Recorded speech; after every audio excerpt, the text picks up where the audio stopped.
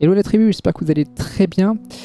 Aujourd'hui on va parler de deck arène, d'offense arène notamment, parce que dans la dernière vidéo que j'ai sortie, la RT de Pumbleak, que vous avez été beaucoup à voir, d'ailleurs ça m'a vraiment étonné, et merci beaucoup pour ça. En tout cas j'ai eu quelques commentaires quand même qui m'ont demandé déjà de montrer les runages justement de l'offense RT de Pumbleak que j'ai omis de montrer en live en effet.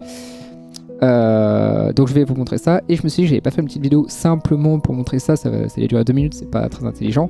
Je vais également en profiter pour vous montrer du coup tous mes autres decks que j'utilise pour faire mes offenses, enfin mes rush hour dans cette méta arène, parce que oui, il y a toujours une petite méta arène anyway, les défenses changent en arène, c'est normal.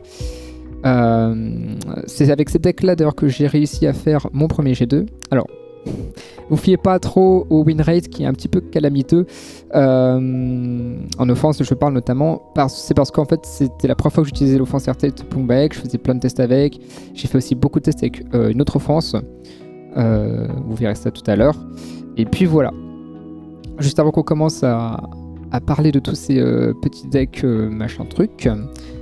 Je voulais déjà rappeler quand même, parce que je l'ai mis en description de ma vidéo, mais pas sûr que tout le monde l'ait vu, que l'offense Airtight Pumbleak, ce n'est pas moi qui l'ai trouvé, d'accord, hein, c'est un guildmate à moi qui me l'a montré, et quand je l'ai vu, j'étais en mode c'est complètement aberrant, et pourquoi personne n'en parle, surtout de cette offense, parce que moi, il y a plein de fois où j'ai demandé à des gens est-ce que vous pensez qu'Airtight peut avoir des offenses à Rennes, ou un truc à faire avec lui, à part le Rift et un petit peu de siège, et personne, mais vraiment personne ne m'avait parlé d'une offense avec Airtight Pumbleak. Alors j'ai dit mais c'est pas possible, faut en faire une vidéo, c'est trop bien ce truc, c'est trop broken en fait.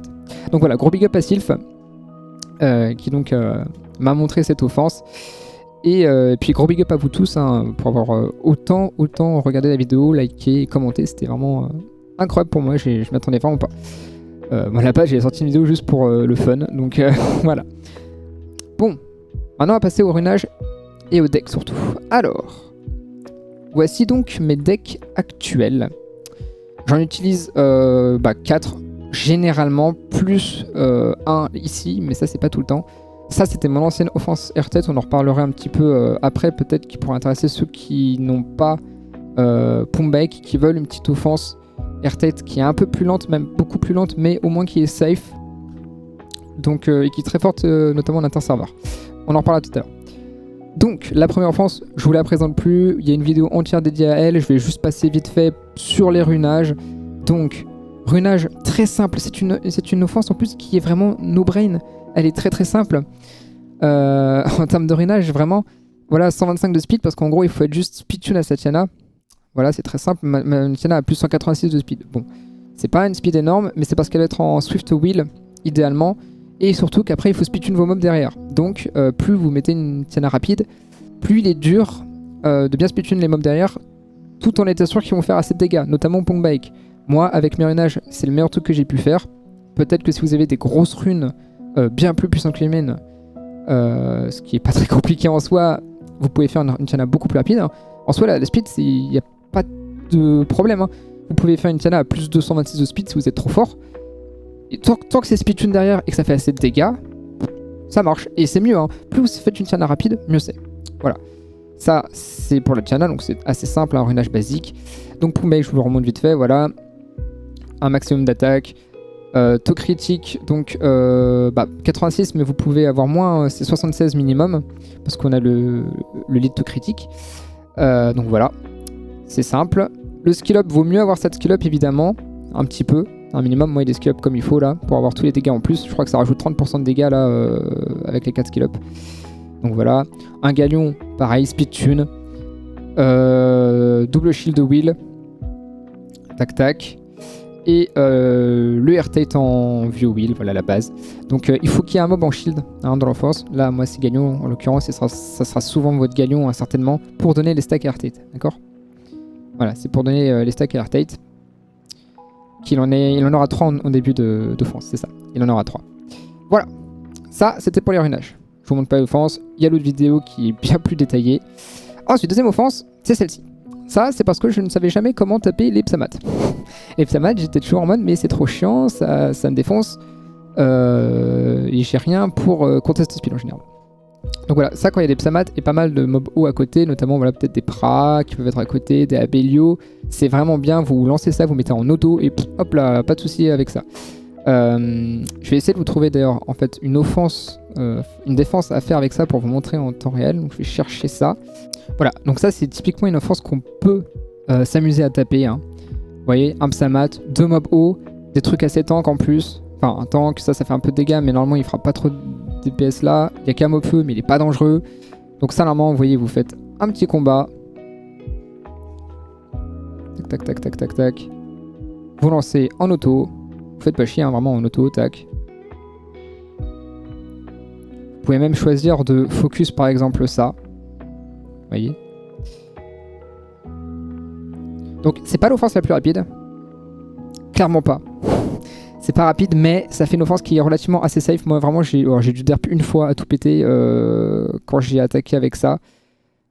Il faut faire attention quand tu l'utilises parce que voilà, faut pas attaquer n'importe quoi. Il faut bien que tu réfléchisses quand tu fais quand tu l'utilises quoi. Il faut pas qu'il y ait trop de mobs DPS en face, pas trop de mobs vent non plus, trop DPS. Bon là il y a pas trop de run en face, c'est normal, je suis très bas dans le classement. Je vais commencer à monter à partir de demain pour faire le rush hour de dimanche. Donc voilà. Hop, hop, voilà. Donc c'est très simple. Hein. Même donc je le rassure quand même, hein, même en G2, G3, je l'utilisais. Hein, cette offense-là, ça m'arrivait de l'utiliser. C'est pas celle que j'ai le plus utilisée, mais elle m'a sauvé quelques offenses. Donc c'est nickel. Les runages assez basiques. Un Léo un peu tanky, mais un peu DPS également. C'est intéressant. Là, il est en vieux broken. La Riley rapide avec Sandrez, c'est mieux. Tanky. C'est elle qui vous sauve en fait dans cette offense entre guillemets, puisque c'est elle qui vous met mass heal, mass wheel, le buff attaque pour faire super mal. Lui c'est pareil, il heal un peu, c'est vraiment des runages classiques. Ça je l'ai même pas touché, c'est mon runage de siège. Hein. Donc j'y touche même pas. Et le Xingze pareil, un petit peu tanky. On aimerait que ce soit un peu plus tanky. Un petit peu de critique, de l'attaque, voilà. C'est vraiment assez basique. C'est toujours intéressant de mettre un peu de destru, pourquoi pas, parce que si jamais il y a vraiment une team qui est très tanky, vous pouvez quand même en venir à bout grâce à ce destru. Et c'est vrai qu'en rush hour, bon déjà on essaie d'avoir des offenses rapides, donc en vrai on évite d'attaquer les trucs non plus trop tanky. Mais ça peut quand même vous sauver la vie. Donc voilà. Et puis même quand vous ne faites pas forcément de rush hour, c'est toujours intéressant d'avoir des offenses que vous pouvez utiliser pour passer une défense. Quoi. Troisième défense plutôt. Offense, pardon. Celle-ci, je vais... Non, c'est pas celle-ci qu'on va faire. On va plutôt parler de celle-ci d'abord. L'autre, elle est vraiment moins utilisée. Celle-ci, pardon. Je vais pas vous en parler trop longtemps parce que Guts a fait une vidéo dessus. Ça a été trouvé par Yuri, je crois. Et Guts, on a fait une vidéo entière. Donc, je vais pas trop m'étaler sur le sujet parce que je vais pas lui voler du content. Hein. Je vous explique vite fait comment ça marche. C'est contre les tritons. Là, je crois que je n'ai pas de triton dans ma liste. Ok, donc là, il y a un triton, c'est parfait. On y va. Vous allez voir, c'est vraiment très sympathique comme offense en vrai. Donc, vous n'attaquez surtout pas Triton. Parce qu'il faut que Triton joue juste après votre Léo, c'est obligé. Donc vous attaquez là. Voilà, il fait son spell 3.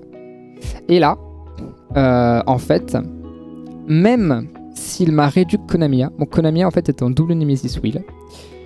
Et malgré ça, même s'il a réussi à me réduire, je vais jouer avant, parce que le Nemesis aurait été plus fort, en fait, le passif du Nemesis qui augmente la jauge d'attaque en fonction de l'HP perdu aurait été plus fort que sa réduc en elle-même.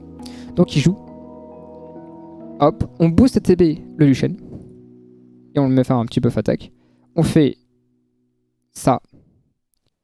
Tac, tac, tac. Donc là, on tue tout le monde. Choup, parfait. Et là, votre Carlos, il jouera de toute manière avant parce que vous avez tué plus de 2 targets. Donc il faut en tuer 2 minimum. Et du coup, il a pris masse ATB. Et donc forcément, il joue en premier et paf.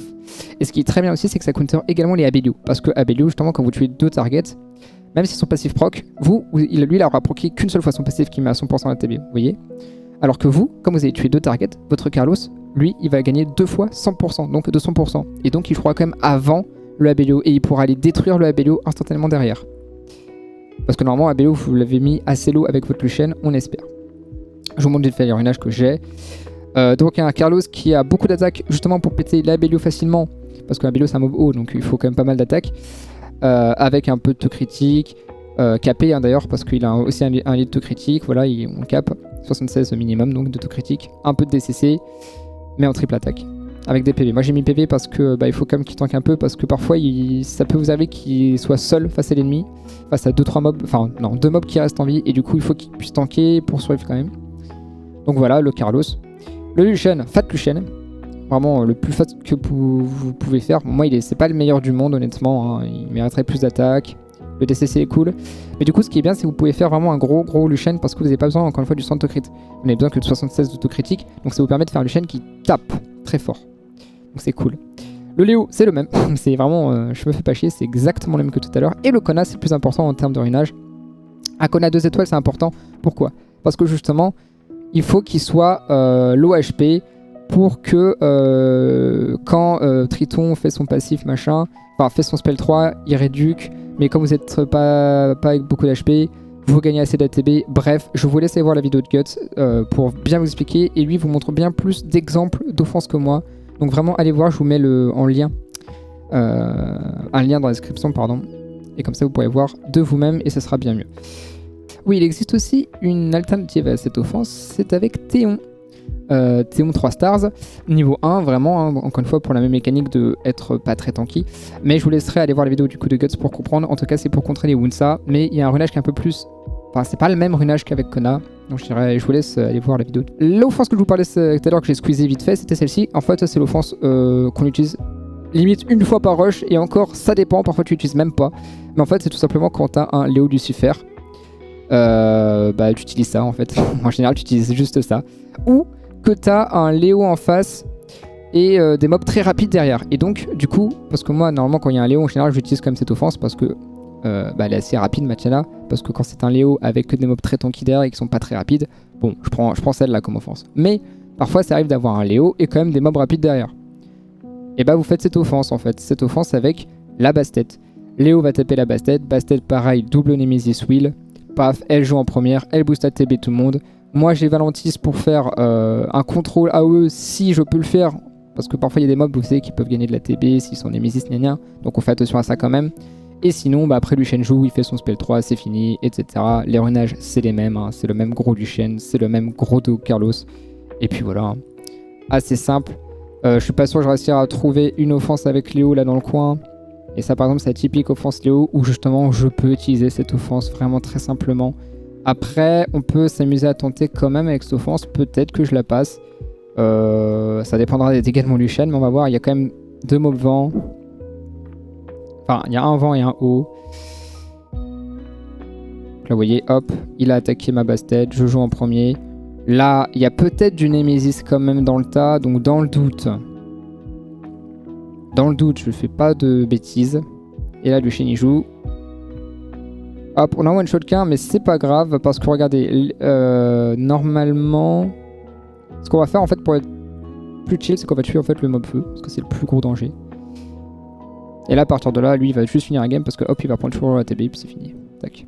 Carlos très fort, hein. Très très fort Carlos pour ça. Vraiment, c'est un mob actuellement, je pense qu'il est un petit peu sous-côté honnêtement, très très fort. Hein.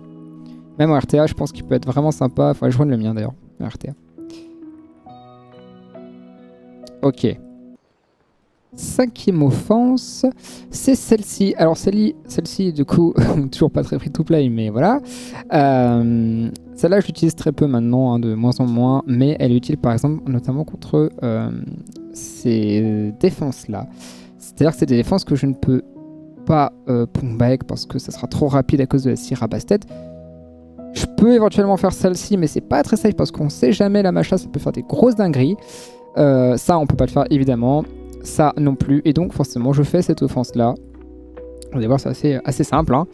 C'est une offense en fait qui tank beaucoup et qui encore une fois n'est pas très rapide, c'est pour ça que je l'utilise de moins en moins.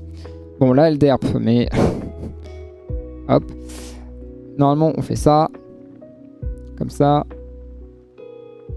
tac tac tac, voilà, on fait un petit break def AOE. Bon là en stun c'est encore mieux. Ah, vous voyez là, parfois on a l'exemple, on meurt mais c'est pas grave parce que on a l'assurance d'une nana. Là, on fait un petit heal AOE, paf. Et là, lui, pouf, il fait des gros dégâts. On a 2 stacks. Maintenant, c'est plus possible de perdre. Peu importe ce qui se passe, c'est fini. Donc voilà, Nana l'assurance vie, comme je l'appelle. Notre ami Kaki qui fait des gros dégâts, lui il contrôle, lui il hop, c'est gagné. Et c'est pour ce genre de défense là, voilà, c'est un peu squishy, mais je peux pas les taper avec les autres offenses, c'est pas possible parce que les autres ne sont pas faites pour. Donc ça marche comme ça. Les ruinages, très tanky, un peu rapide, pas trop non plus, vous voyez, pour qu'ils jouent derrière Kaki et tout, pour vraiment heal tout le monde si jamais ils ont pris des petites bastos. La Nana, c'est pareil, tanky, elle joue avant le Kaki. Oui, c'est ça, elle joue avant Kaki. Oui, c'est ça. Elle joue avant Kaki exactement pour mettre le breakdef, hein, voilà. Et puis ensuite, Kaki, il fait un spell 2 sur tout le breakdef et c'est fini. Et lui, bien sûr, il joue avant pour strip. Voilà. Pour ceux qui ont leur tête, encore une fois, et peut-être. Alors, il n'y a pas besoin de ce monstre là, il n'y a pas forcément besoin de cookie, vous allez voir, c'est assez simple. C'est une offense que j'utilisais énormément et que je continuerai certainement à utiliser en interserveur. Elle est très forte également contre les teams bruiseurs, c'est pareil, c'est hyper fort. Je vais vous trouver une team bruiser en 2 secondes, hein, ça va se trouver très rapidement. Donc voilà, là on a une défense qui est parfaite pour justement cette offense. Donc celle-là je l'utilise pas en rush hour. Pourquoi? Parce qu'elle est très lente. Elle est lente, mais elle est vraiment très safe. Vous l'utilisez vraiment quand il y a un truc vraiment tanky, hyper tanky, pas beaucoup de DPS tellement, mais juste c'est long et c'est chiant à faire, à taper normalement. Et quand vous faites une team cleave, parfois ça peut mal se passer, hein, ça peut très mal se passer. Et donc vous faites cette offense là. Alors, vous allez voir, c'est très facile. Donc le même ruinage pour lui. On a le R-Tête, c'est pareil. Voilà, un peu tanky, des DPS bien sûr. On a le cookie vanille pure. Pourquoi le cookie vanille pure? Parce que elle attribue à tous les alliés des effets d'augmentation de puissance d'attaque, donc un effet, 2 vitesses, 2 effets, et d'immunité, 3 effets, donc 3 stacks pour R-State. Et ça dure 2 tours chacun. C'est hyper fort en vrai. Ça donne tellement de stats à R-State, et en plus, ça lui donne des stacks. Pareil pour le Dusky. Son spell 2 augmente la vitesse d'attaque et le taux critique, donc ça fait 2 stacks, plus 3, parce que quand il termine son tour sans attaquer, il rajoute un gros shield sur tous les monstres de la team, bien sûr. Et donc R-Tête prend aussi 3 stacks. Et en plus, c'est hyper fort pour lui d'augmenter le taux critique. Bon, moi il est capé taux critique, donc on s'en fout un peu, mais ça augmente la vitesse, donc c'est cool. En vrai, je le joue surtout parce que il augmente les stats, quoi. Il augmente les stacks, pardon. Voilà. Donc, je vais vous montrer un exemple. Alors, le cookie, vous pouvez le remplacer par Vigor. Voilà. C'est un peu moins fort, mais ça donne des stacks, Vigor. Hein. Ça donne des stacks et ça fait un heal en plus. Ça peut vous sauver. Et Vigor met un break def aussi. Là, en l'occurrence, il est vrai que je n'ai pas de break def dans cette team. Vigor était bien aussi quand j'utilisais parce que break def. Donc là, vous voyez, de ce qu'il joue en premier, il fait le spell 2. Hop. Ce qui me permet de prendre, d'avoir les 5 stacks directement. Ce qui me permet d'aller par exemple choper les stacks sur notre ami, par exemple, qu'est-ce qui est le plus emmerdant en vrai dans cette team? Il faut péter celui qui peut avoir potentiellement le plus de DPS. Là, ce serait éventuellement lui, parce qu'il peut nous contrôler, il peut DPS, donc on va directement sur lui. Hop, on tape. Donc là, ça va être très long, hein, c'est le moment très long, je vais certainement accélérer la scène, hein, mais je vous explique tous les cas éventuels. Donc voilà, là par exemple, vous voyez, il m'a stun les deux qui ont joué. Là, on fait un heal, ça donne 2 stacks directement parce qu'en plus, il donne des stacks en fonction des effets qu'il enlève. Hop. Voilà, c'est chiant, c'est fait un peu provoque, mais c'est pas grave. Tac. Hop. Et là, elle fait son fameux spell 3. Elle va donner plein d'effets à lui, donc 3. Donc vous voyez, le wheel, le boost attaque et la speed en plus.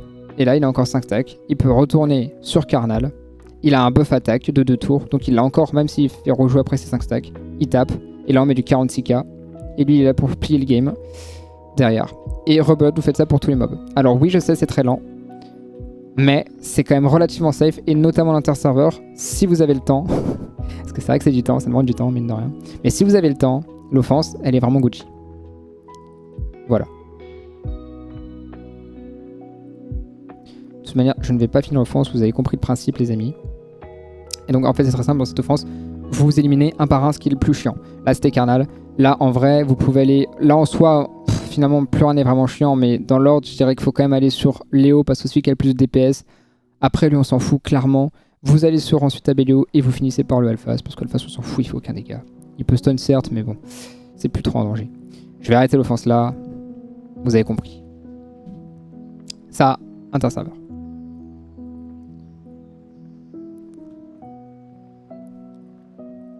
Du coup, les amis, on va faire un petit récap rapide. Donc rapide dans le sens où, quand on les utilise, et quand on les utilise pas, surtout, et les points faibles et les points forts des offenses. La première, donc la Pong Bake. Point fort, les Team Bruiser, pas très rapide. Ça, énorme. Point faible, les Molly. Les Eleanor, le poney light. La Speed, point faible. C'est vraiment une team qui est axée gros bruiser, gros tank pour les détruire. C'est quand même trop bien par contre. Faites attention quand vous attaquez les Molly, il peut se passer des dingueries, c'est normal, il y a un pourcentage de chance de glancing, c'est le kit du mob, donc attention à ça. C'est un risque que vous prenez. Deuxième offense. Elle est donc en point fort, elle est très forte contre les psamates et les trucs qui sont assez axés haut, hein, avec pas beaucoup de DPS feu et pas trop non plus de vent. Voilà. Donc ça, en plus, c'est en auto, ça se fait. Point faible, c'est un peu lent. Et surtout, c'est très axé pour une offense spécifique. Mais bon, il faut bien des offenses pour tout. Troisième offense, c'est la fameuse anti-Léo quand les trucs sont rapides et qu'il n'y a pas de triton. Hop, vous prenez ça et vous défoncez tout avec ça. Donc en vrai, il n'y a pas vraiment de point faible. Hein, voilà, c'est encore une fois très axé sur quelque chose de spécifique, mais ça marche très très bien pour le coup. Hein, ça marche vraiment très très bien celle-ci. Et surtout, c'est un très bon anti-Léo Lucifer par contre. Ça, c'est génial. Ensuite, vous avez donc la fameuse anti-triton. Donc celle-là, pareil, point fort, anti-triton. Point faible, les gens runent souvent leur triton maintenant en DCC parce que l'offense est connue. Et du coup, un triton DCC peut one-shot votre Konamiya, peu importe comment vous l'avez ruiné. Donc, attention, maintenant, c'est un peu ambigu. Hein, cette offense, elle est un peu compliquée. Mais quand ça marche, par contre, c'est trop bien, ça marche du tonnerre de Dieu. Moi, pour faire mon premier G2, vraiment, j'ai fait beaucoup d'offenses avec. Donc, elle m'a quand même bien sauvé. Avant-dernière offense, voilà. Elle est très bien pour me sauver de cas où je peux taper quand même, mais que ceux-là ne sont pas utiles comme je vous ai montré tout à l'heure. Point faible, il peut quand même, elle n'est pas 100% safe, clairement pas. Il peut y avoir des retournements de situation parfois où des mobs proc un peu trop et là parfois elle peut se faire détruire. Elle n'est pas forcément très rapide, mais quand elle marche très très bien par contre. Et la dernière offense, interserveur. Voilà. Point fort, c'est super fort contre les bruiseurs. Point faible, c'est très très lent. C'est monstrueusement lent. Parfois tu peux passer vraiment, je ne rigole pas, 10 minutes sur une offense. Hein. C'est vraiment possible. Par contre, c'est safe. Voilà. Et ça, faut taper quand il y a un seul, je dis bien un seul, DPS en face. Un seul. Pas deux. Parce que le deuxième peut vous détruire la tronche. Voilà. C'est tout pour ça les amis. Et avant de se quitter les amis, merci encore une fois pour tous vos commentaires, tous ceux qui se sont abonnés à ma dernière vidéo et tous ceux qui commenteront, s'abonneront et partageront la vidéo encore une fois. Merci beaucoup, ça me fait énormément plaisir. N'oubliez pas que je suis en live du lundi au vendredi sur Twitch de 20h à en général minuit. On fait de 20h à 22h, on fait beaucoup de Summoners War et après on fait d'autres jeux. Voilà. Sur la chaîne actuellement, parce que c'est vrai que c'est la première vidéo, je n'ai pas dit ce que je ferai bien évidemment du contenu Summoners War. Il y aura aussi d'autres jeux, du Valorant, des jeux d'énigmes que j'aime beaucoup, des best-of, etc., etc. Je suis assez versatile, j'aime beaucoup toucher à tout et découvrir plein de choses. Donc voilà. N'hésitez pas donc à venir me voir sur Twitch, ça me ferait très très plaisir. Et puis voilà les gars, j'espère que ça vous sera utile, tous ces conseils, toutes ces teams. Si vous avez des questions, n'hésitez toujours pas en commentaire, posez-les moi, je réponds à tout le monde en général. Hein. Dès que je peux répondre en tout cas, je vous réponds. Et sur ce, je vous souhaite une agréable journée, soirée. Ciao ciao.